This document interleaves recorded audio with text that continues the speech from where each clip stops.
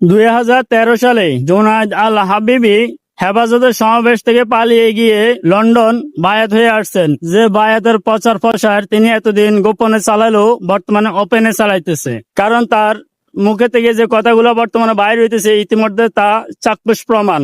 আজকে একটা ভিডিওতে দেখলাম এক ভাই বলতেছে জুনায়েদ আল হাবিবি আপনার এক ড্রাইভারের বেতন প্রায় 70,000 টাকা 2020 সালের, তখনকার টাকা এখনো দেয় নাই। মৌলভী জুনায়েদ আল হাবিবের কাছে আমার আপন ছোট কাকা 74,000 টাকা পায়। কিভাবে পায়? 6 মাস ওনার গাড়ি চালাইলেও। সে জুনায়েদ আল হাবিবি, সে আবার একজন আলেম। এই জুনায়েদ আল হাবিবির দ্বারা বর্তমানে বাংলাদেশের যে আলেমদের মাধ্যমে একটা ঐক্য সৃষ্টি হওয়ার সম্ভাবনা রয়েছে, তাকে বিনষ্ট করার জন্য জুনায়েদ আল হাবিবির মতো লোকেরা এই কাজ করতেছে।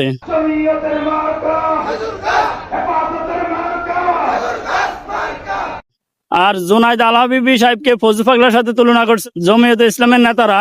তারা বলতেছে বিএনপিতে যেমন ফজলু পাগলা আছে, জমিয়তে হেফাজত ও ফজলু পাগলার মতো লোক আছে, অর্থাৎ জুনায়েদ আল হাবিবি সাহেবকে বুঝাইতেছে।